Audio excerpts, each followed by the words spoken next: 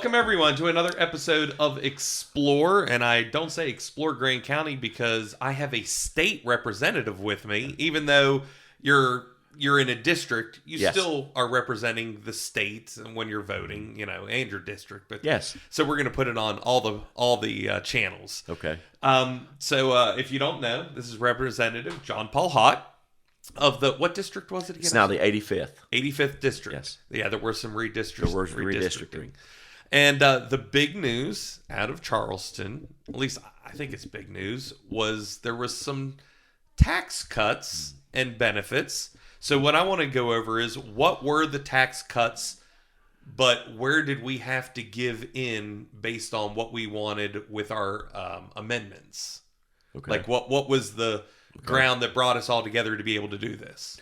So it's great to be here. Thanks for the opportunity. First and foremost, one of our priority needs for our state was a tax cut that would actually go into the pocketbooks of the taxpayers. And we'd worked diligently on this for the past few years. And it's such a tough process. I always tell everyone, you've got to get all in from the House side. You've got to get all in from the Senate, and then you've got to bring something forward that the governor will sign. And there was a lot of back and forth about this. And to your point, so where we started and where we ended up, I candidly think that we've done a great job in keeping our funds, and constitutionally we're required to have a balanced budget in the state of West Virginia, completely different from the federal government. So if we have $1 come in, we can spend $1, not $1.01. So we had amassed over $1 billion, with a B, $1 billion surplus. And most of us down there, representing ourselves fiscally conservative, wanted to get that back in the hands of the taxpayers. It's not our job to just amass money. We need to have a rainy day fund. We need to make sure that should something go bad in our state, that we're able to deal with it. But we'd gotten to a point, let's get it back to the taxpayers. So then it started with this back and forth negotiation between the three entities already mentioned, the House, the Senate, and the governor. And originally, if you look at some of the process of that, the House had asked for a larger starting point of approximately 25%, and it went back and forth with that.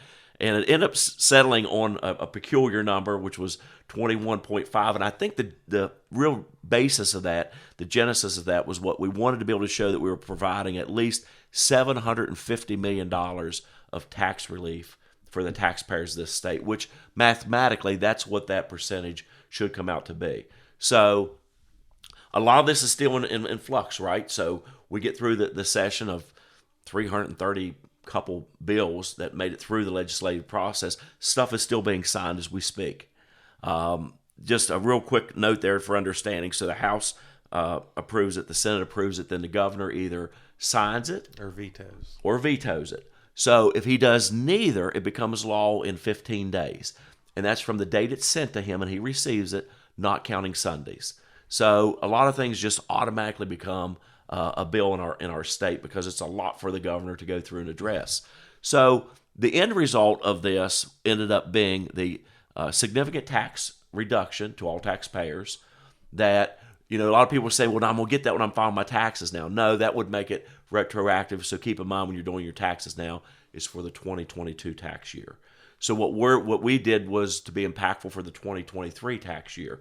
So you should start to be able to see a reduction in the taxes once all that's in place, which I think so that it's fair and reasonable to the businesses, to the accounting firms. I think most of that is going to be implemented kind of coinciding with the state calendar, which, remember, you and I follow a calendar of January 1 to December 31st. The state follows a calendar July 1 till June 30th. So what should happen there, you should start to see that tax relief in the third quarter. And then what would happen as it progresses forward, then when you have your taxes done next year, you're going to see a difference. And the other big difference you're going to see is when you go into your local county courthouse to pay taxes on your vehicle. Okay. That part is going to be phased out in the state of West Virginia. So there will be no more vehicle tax. That is correct. Still house tax. That is correct. Property tax. Good point. So I'll make that clarity. So if you own real estate, real property, your house, your residence, your acreage, you're still going to continue to be taxed on that. However, your automobiles, that we're all used to in West Virginia to continue paying taxes on them forever, literally indefinitely, right? So long as you own it, you're still required to pay those taxes, which, if you have multiple vehicles, that can be a sizable expense to the average family budget. Yeah. Or even just a new vehicle. Oh, my goodness. So that part is going to be taken care of. So those are the two biggest parts of it, is actual income relief and your taxes paid at the county level that go to the state for your automobiles. So, and another, hopefully, plus to that is people will want to buy their vehicles in West Virginia because now you're not going to pay. Our whole goal has been this. Our whole goal, and since I've had the privilege of joining the legislature, is we wanted people to work here, live here, and raise a family here. That's it. So that the intent of everything we try to do on the legislative level is to make more people want to come here, more people, to my heart, to stay here, because we've had a mass exodus of our young people. We've got to stop that, and we've got to see that our next census has a population increase, not a population decrease. And I think some of the real early factors are trending that way, that we do seem to have gotten flat, which is our first step in the right direction. And now let's see if we can't start keeping those young people here, and even doing a lot of legislation to attract people to come here and live here, retire here, or work here, whatever the case may be. Now, another part of the vehicle, I believe, is also the inspection.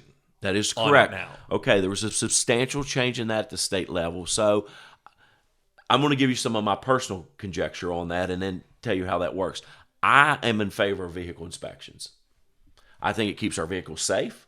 I think it allows people who are not mechanically inclined, like myself, to take their vehicle to the shop every year and find out what's wrong. Absolutely, sincerely, right? I mean, I can't tell you. I took a truck down to get inspected this past week, and they found something on the steering that needed to be corrected. I had no way of knowing that. It's a subtle change while you're driving it. Maybe I didn't feel that. So they said, hey, before you can get inspected, you need to have this, I think it was a steering arm, replaced.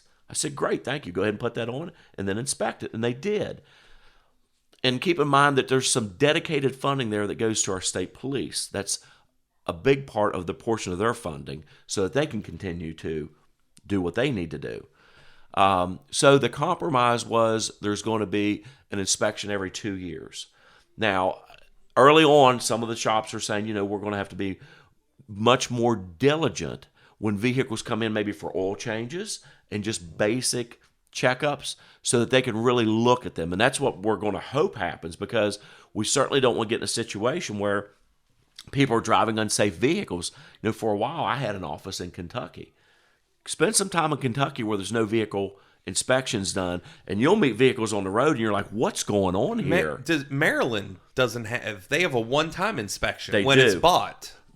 Yeah. So, and that happens. So if you buy that vehicle, but then if I drive it 3 years and I sell it to you, and then they have to have then inspected. you go, and that's a couple $100, I think. I don't want to misspeak on that, so please don't quote me on that. But I think it's that process is north of $200 to have that done, because it is so thorough, because some of those vehicles aren't getting inspected every 3, 4, 5, or 10 years. Yeah.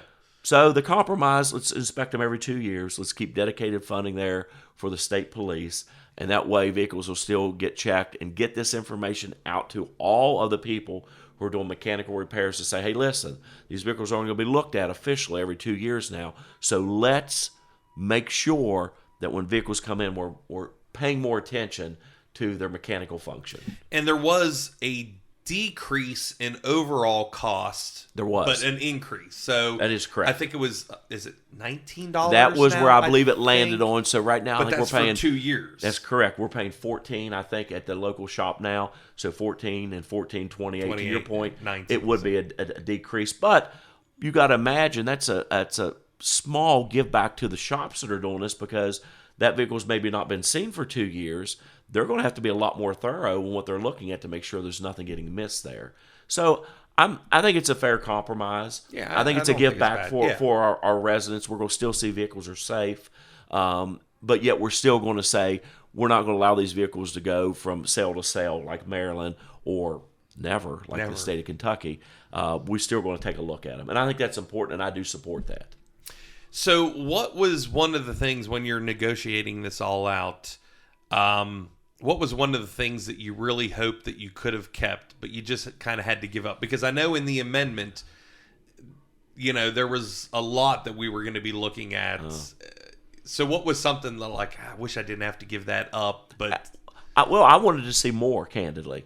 That was part of the give up that upset me. I wanted to see the baseline be more and starting point to be a little more aggressive. I felt like that we had the funds to do that, and I'd like to see us put more back into the pockets of the taxpayers. I would like to see us start it at more like at 25%. And I know it doesn't sound like a lot, but that's a big deal in the budget, and potentially to people who are out here trying to earn a living, that's more back into their pocket. So for me, that was one of the biggest give backs in that, was to lower that down, because there was fear that we would be taking too much out of the surplus and doing too much too fast. And always remind constituents that, we enact something in law. Anytime we go into special session or we go into our annual session, at that point, we can revisit anything. We don't do irrevocable laws, right? So I say, please keep that in mind. If we do this and there's suddenly a crisis in our state, we might have to make some changes to what we're doing in a budgetary manner. So we start into this, kind of tipped our toe into the water. I think what's going to happen is you're going to see more people willing to come to work here. They grab more people staying here, more business growth, and all of a sudden you're going to see an uptake actually in our tax base, not a decrease, which is what some of the naysayers are saying. And I think, and that's going to accomplish our goal. So for me, I'd like to see more. That was probably the give back that was challenging for me. I wanted to do as much as we possibly could, as fast as we possibly could. So this is a little slower pace. Overall, though, happy? Absolutely, because this is historical. This is the biggest tax decrease in the history of our state, and we have worked diligently. When I say we, the Republican Party, since they've come into power, have worked just as hard as we possibly can for the last. This was my 5th session, so they had been there for 2 years prior to me having the privilege of going down. So this has been a top priority for us year after year, and just been so aggravating to be so close and not get to the finish line. And finally, we crossed that finish line this session. Okay, good. Hey, anytime we can pay less taxes. Absolutely. Happy with that. And even though the amendment failed, we still ended up being able to get together and get a tax cut. So that's good. Absolutely. That's good. So the next thing, and I know this is something that we really want to hit on because I've been hearing it, and it affects me also, and that is PEIA. Yes. Explain it. Explain your thoughts, why you have to do what you have to do. I mean, I kind of have an idea of why things are going this way. Sure. I know people get upset when insurance gets raised, but kind of explain where we are in money-wise, why we had to do it. Absolutely. So PEIA, as it was existing, was headed towards insolvency, period. There's no argument for that whatsoever. We had gotten to a point, we've got notification by major hospital markets that they were going to stop accepting it as a form of pay. And so I heard even, and this might shock people, even Morgantown. Oh, absolutely. I mean, think about this. And there's so many points here. I hope we get to touch on all of them. But they were set up, Medicaid is the baseline reimbursement for how everything is equated in our payment system for health care. And that's an established number. We were paying in at about 50%. 50% of what it's being paid. So how do we think that that's as good or fair to our hospitals, to our doctors, to all these medical professionals that tell them to work on less than 50 cents on the dollar if you're going to accept PEIA? We were basically internally, by keeping this rate the same, for the last 12 years, there was a $1 increase in PEIA. Now, I challenge you to go out in the private insurance market and look at that. It's going on it's always been about double digit, about 10% a year. So if you just do 10% compounded for 12 years, imagine what that figure would be. Now, that was part of the attraction for people who were going to be state employees. Mm-hmm. Great insurance, very inexpensive.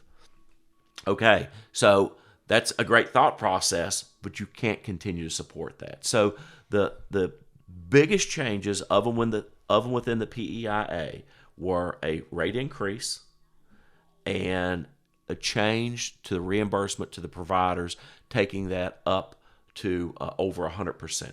Okay, so I want to do this in layman's terms for people who might not know. So what we're saying is, when I went to the doctor and my bill came to $100 and I had PEIA, basically that doctor was only getting $50. That's correct. And we're just using easy, broke down average math. You're very accurate right there. $50, and that's all they got. That's it. Because that's what PEI paid. So all these hospitals were starting to say, I'm not going to take PEIA. That's correct. Because we're not getting money. That's correct. So what we did is, with the rate increase, which everyone hates, I understand. Absolutely. My wife's going to get hit by that. But listen, where we came from at American Woodmark, even with the rate increase, our insurance is 100 times better. I mean, Pilgrim's, American Woodmark, they went through this years ago. They stopped, if your husband could have insurance, they stopped that years ago. Yeah, and I didn't hear people up in arms about it. It was, And that's something I really want to touch on. So let's just talk about that for just a minute before we get off on that part, because that's such an important point. So no one's being kicked off of PEIA. The process is very simple. If your spouse is disabled and participating in your program and not working, they stay on it. If your spouse's place of employment doesn't offer health insurance, they stay on it. Period. They stay on it. Now, is there going to be a cost passed on for that? There is. It was $140, couple dollars a month. We've even said that if your spouse has credible coverage elsewhere and you refuse to accept it, they can still stay on PEI, but now you're going to have to pay for it. And that's where that $140 couple dollars comes in to pay for that. So no one's being kicked off of PEIA. That's not happening. That's a really unfair rumor that was being spread around. So let's go back to the reimbursement part, because that's super important. Sure. And that's basically what, like I was saying, the other company, they've already started doing. We're just PEIA is behind. We couldn't even find a comparison of that anywhere in another state. We looked. Everyone had done this years ago. Yeah. So back to the reimbursement. So now I go in and my bill is $100 to the doctor. The doctor is going to get $100. Correct. And that's hopefully, and I assume that these hospitals that weren't covered, we're talking in-state hospitals too. We are. That's what's really, when I heard that Morgantown was not, going to not accept it, I'm like, what do you mean? It's a state insurance. Yes. So now they are. Hopefully. There was a verbal agreement done that if this bill passed as it was presented, that all in-state health providers were going to continue to accept PEI, and those who were refused were going to rescind their position, and those who were threatening were going to stop and say, yes, we're going to continue to work with you. So that was part of the deal. We had to get the reimbursement up, and then keep in mind that all state workers, so there's two buckets here for clarity, okay? So there is the state PEIA, which is provided to our educators and to our state employees and to our state police. And then there's the PEIA that allows participation by cities, municipalities, and counties.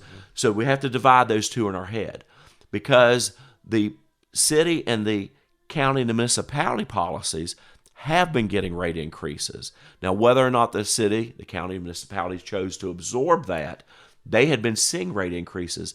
The ones who had not was our traditional PEI. That's correct. Theirs had not changed at all, because some people said, wait a minute, mine did increase 10% last year. I said, you're right. It did, because there's two different buckets here for how this is being done. So that's up to the county to do, for the city to do how they want. And they can set that up, and they're more performance-based, which is what all health insurance should be. So what we were doing really ultimately was affecting specifically the state. Okay. The state. And I want to touch on that, because that increase, we did a blended average. We went from the high to the low, we did a median. And that median said it was going to be an increase of approximately $2,200 to $2,300. all state employees are receiving a raise of exactly that amount. Now, I know that feels like, well, I got a raise, but I didn't get a raise. Well, keep a couple things in mind. You get that raise, you keep that raise. That's in perpetuity. We'll see what happens with the rate increases. I don't know what's going to happen with that moving forward. So that raise that went to the state employees, they keep. So we're excited about that part. And at least, even though you're not technically seeing more in your pocket, at least we did do our best to cover that. Now, some people will gain from it. They'll actually net some money. And I'm sure there's exceptions. Like anytime you do an average, there'll be some people who will lose on that. But the intent was to keep everybody whole. That's that rate, that pay raise increase. So it seems to me this was a smart move. It just because, like you said, it was heading towards insolvency. Yeah, I mean that was. What do you say to the person who now is saying you don't care about state workers? You don't. How do you say, look, no, this was actually to help? I mean, how do you present that message? For me, it's easy. I say I care about all workers. So what were we doing in the state of West Virginia? We were subsidizing with state tax dollars everyone who was employed at the tune of this year of $80+ million. So let's talk about fair. How is that fair? We're taking more of your tax dollars to keep PEIA solvent. The last 10 years that the Democrats were in control, they put nothing into PEIA. We inherited this and said, now what are we going to do with it? And we looked at the projection, and the next year's projection was going to go north of $100 million. The next year's projection was going to be at like $200,000. And you get out like from years 3 to 5, and it was going to be $400+ million required from state government additionally to keep PEIA afloat. Keep it solvent. And so we had one of two choices. Either make that really hard decision and say we want to keep really good quality health insurance for all our state employees, and that means we have to make some changes. We have to have some rate increase. We have to look at spouses differently, and we have to pay the providers more money. Those aren't things we needed to do. Those were things we had to do. So I still believe that PEIA is an excellent health insurance benefit. I appreciated your comment earlier that you said, hey, I came from the private sector, and we had a major medical, because that's a large employer, right? One of the larger ones in all of Hardy County. And your comment was, I think that PEIA is significantly better. And I would agree with that. Not only, right? Sincerely. So I'm still proud of the fact that we're going to give our state workers top-notch quality health insurance. Yeah, there's going to be an increase. And what we should have been doing some increases all along so we didn't have to hit this so hard all at once. But sometimes you have to deal with what you're given. Sometimes. And it's easier for people who have only been at one job to not realize what the other people have already went through either way. Sure. I mean, I'm sure there's some benefits that, I don't see being a teacher or state worker or something. We have to look at all sides. And when I came on, now like you said, my wife is with a municipality, so it's a little different, but it's still PEIA. Right, it's still PEIA. When I came on, I was like, "Oh my God, honey, this is far better than what we." I mean, we were paying double the amount and getting not even close. Yeah, probably 30% the benefits. Yeah, I know. Yeah. So I can look at people and still feel good about it, saying because the alternative would have been to do nothing and allow it to go insolvent. Now, can you imagine? Can you imagine losing health care? Yeah. Then we would have said, go out somewhere in the private market and find it? My gosh, the rates would have been twice as much, maybe 3 times as much. The benefits would have been significantly less. This was done not because we wanted to do it. This was done because we had to do it. So sometimes you have to make those really tough decisions in this position, and this is one that I was faced with, and I did support, and I did vote for it, and I do believe it was necessary. Okay. So anything else on the PEIA that you No, have I think we covered. I think we covered it pretty well. Yes. Okay. So now I want to go to something that I personally leaned on you for with my talks with Mitch Webster, the Greene County Superintendent, and he brought up a term that I had not heard called En Loco Parentis, which I leaned on you, and you found out that is a thing in West Virginia. It is, where the teachers guidance counselors, whatever, in effect, are the parents of your students while they're in school. Something I strongly disagree with.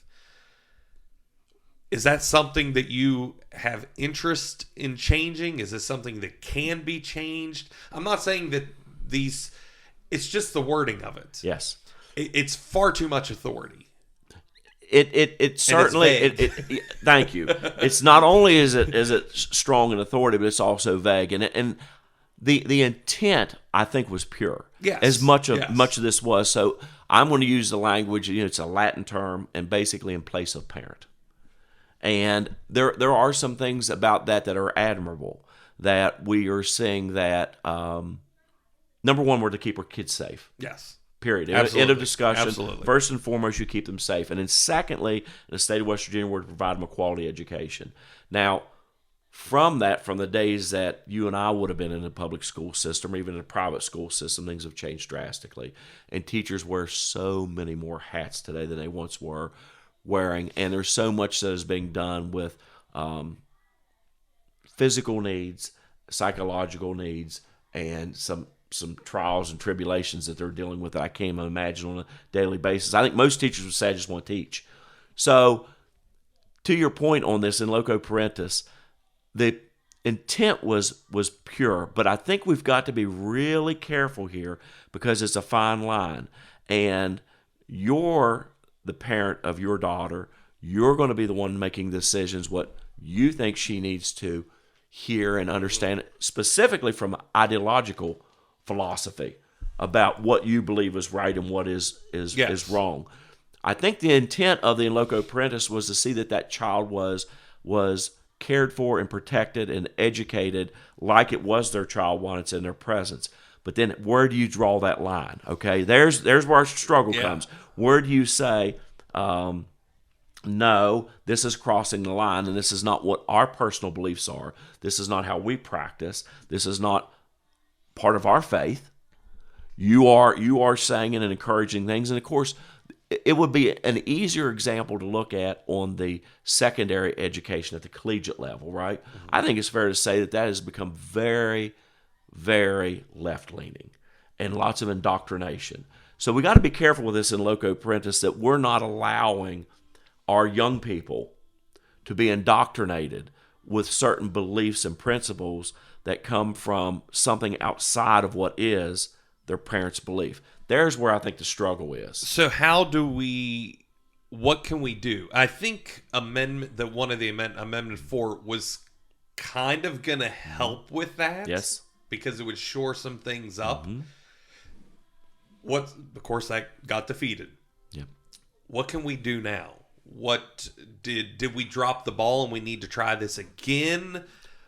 Did people not understand it? Did our local Republican committee all over the state not help? I think this is one of those questions that's easy for me to answer. Go to, when you're doing A, B, C, D, D, check all the above. Yeah. Sincerely, I think there were failures from the top to the bottom. And I think ultimately, whether you do or don't support our governor, the fact that he came out against the amendments, all of them in totality, which of course didn't make any sense because one of the amendments, the one about the church, was to bring us into compliance federally. But so anyway, we got completely off the rails there. Yeah. So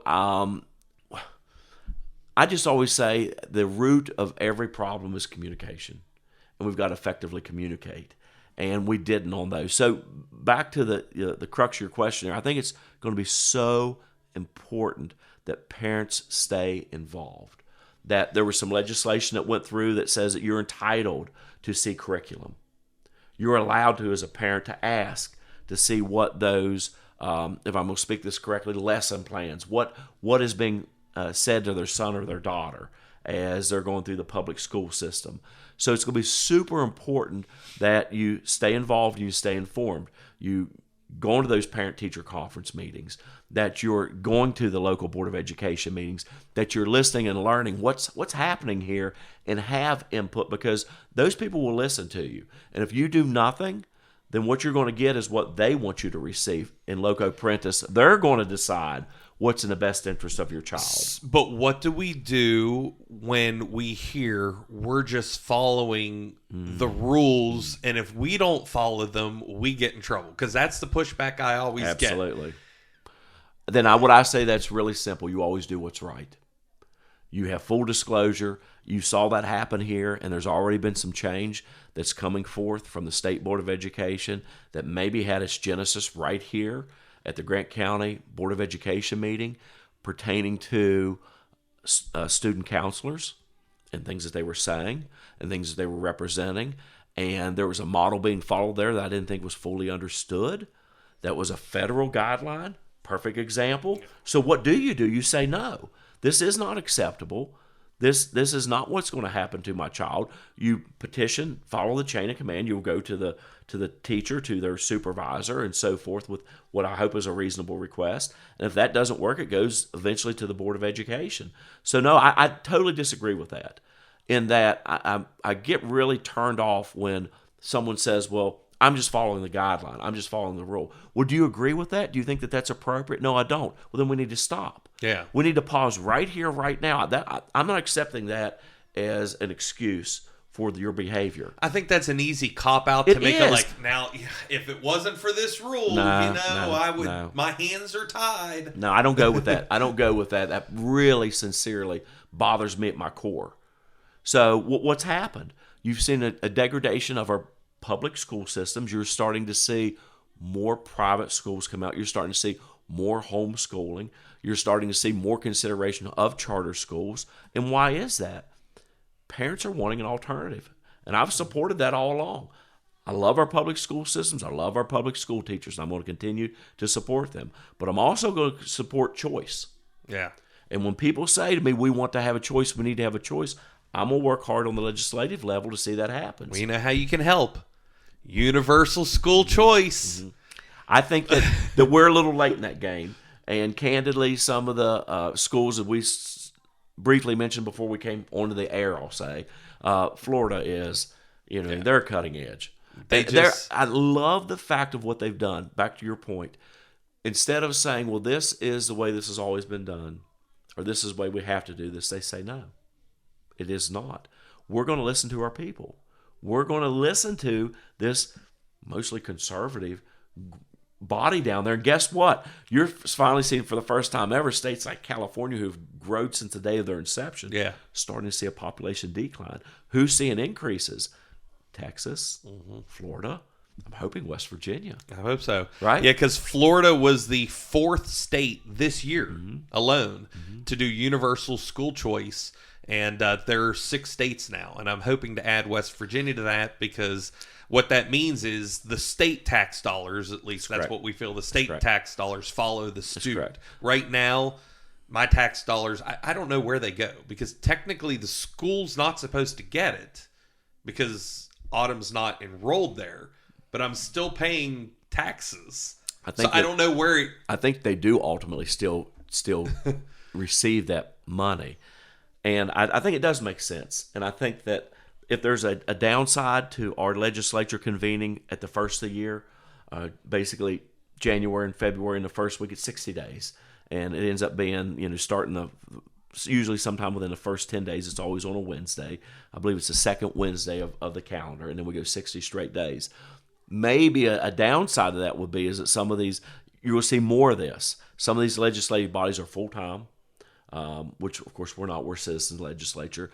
And some of these meet later in the year. So I think we will benefit of that in that we're going to have an opportunity to look at this in our next legislative session.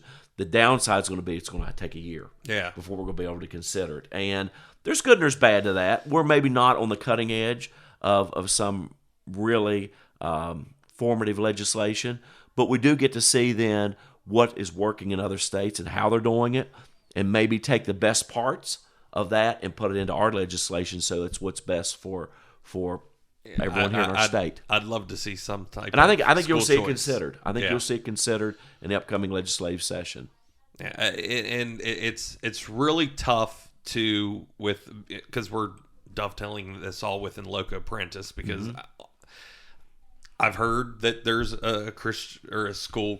I'm assuming it's a Christian school starting here in Petersburg. I believe there was one in Franklin. Yes. So they're starting because why? Because there's a need. Period. People feel there's a need. If there was no need for that, it wouldn't be existing, right? You're seeing a request from the community, almost a cry, to say that, I want certain morals and certain principles to be taught to my child. And it's a shame. It wasn't so long, just a generation ago. We started the school day listening to a prayer, standing up, saying the Pledge of Allegiance. And oh, by the way, at the state legislature, we don't convene into session. As soon as he hits the gavel, we stand up, we pray, we say the Pledge of Allegiance, and then we start business. Why isn't every public school system in the state of West Virginia doing that exact same thing? It would be nice. It would be nice. Small thing. We're going through something with the school system now, and of course, I'm helping my mom, the pastor, who she's dealing with a young, I won't say boy or girl, but a young person whose school who has moved here from, well, they're Haitians, but I think they might have lived somewhere else, but getting words said that shouldn't be said in the school system.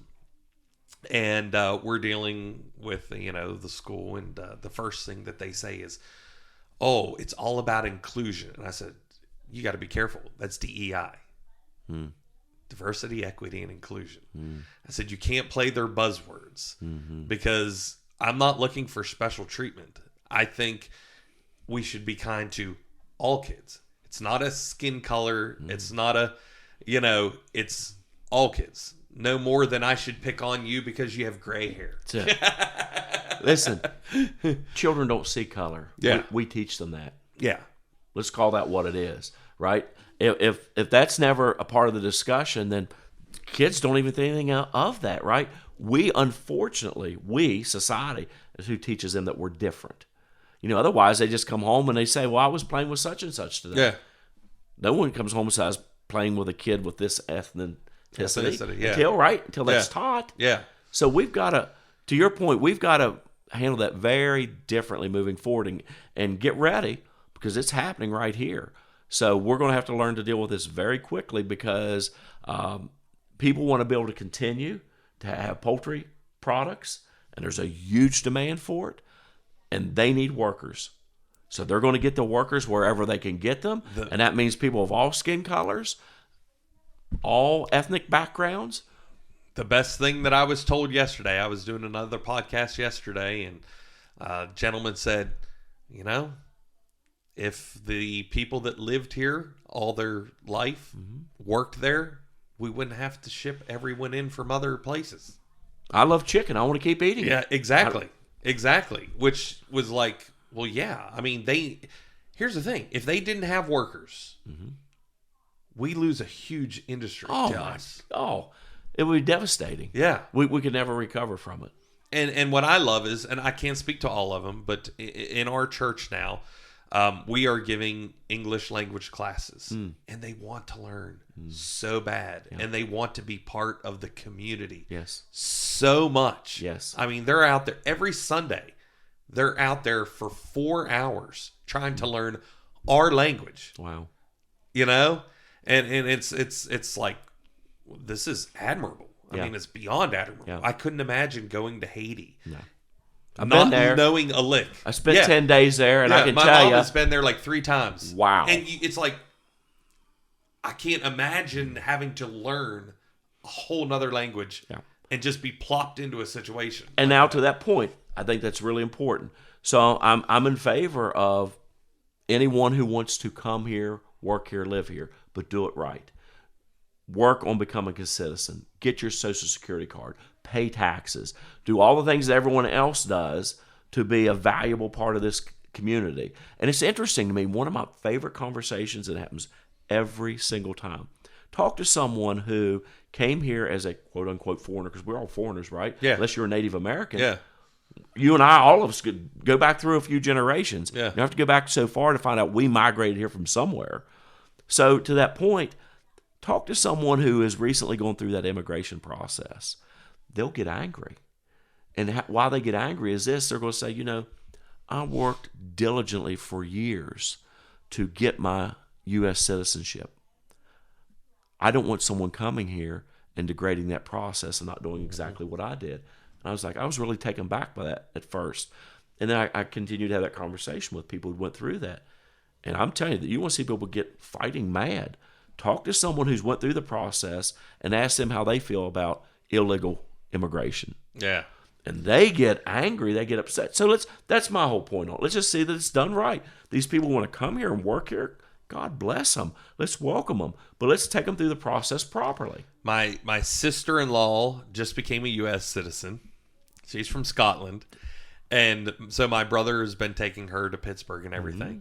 He has made so many trips to Pittsburgh with the Haitians that go to our church to one, their kids are still, some of them are still in Haiti. Wow. And they're trying to become citizens so that they can get them over here. And my brother is back and forth to Pittsburgh all the time, trying to get them. I say sincerely, a lot of people here would not be able to pass that final test. Yeah. Right? I mean, it's not easy what they put them through. One of the questions on my sister-in-law's test, it shocked me, is who's the governor of your state? Mm-hmm. And she's like, oh, thank God I listen to you all talk about it all the time, or I wouldn't have known. Right. So sincerely, it's a civics type test. Yeah. You've got to want this, and you've got to work hard at it. So I always do just want to put that in there. We've got to welcome people coming here because we all came here at some point. But we also need to make sure they do it right. Let's see if they're properly tracked. Let's see if they're properly paying taxes. Let's see if we know where they are, what they're doing, and welcome them with open arms. But let's make and require them to do it legally, not illegally. Yeah. And that's my whole thing on that. Yep. So we've went all around. We've dealt with a lot today. We have. I don't know if we've solved anything. I'm just happy that I get to pay less taxes here. Yes, sir. As am I. Yeah. I'm thrilled about that. That's always a great thing. It's one of our biggest accomplishments. Thank you for coming and taking the time for doing this. The privilege is mine. It's the second time to be back. It is. Now I'm a repeat customer. Yeah. So now I need to get you all in when, like before session and say, okay, what are we going to be focusing on this time? And yes. Keep everyone informed. Yeah. Please, anytime you think I can provide any clarity, opportunity to have this, I enjoy it. Yeah. Thanks for the opportunity. I'm thrilled. I love this stuff. Yeah. I don't know. It shows. I think our passion hopefully shows on the camera how much we enjoy the process. So I appreciate it. I hope if you have any questions, leave them in the comments and I'll ask. Absolutely. I'll say, well, someone said, what about this? Yep. What does this mean? He'll ask and I'll answer. Yeah. So thank you everyone for tuning in. Another episode of Explore. Make sure you follow and like.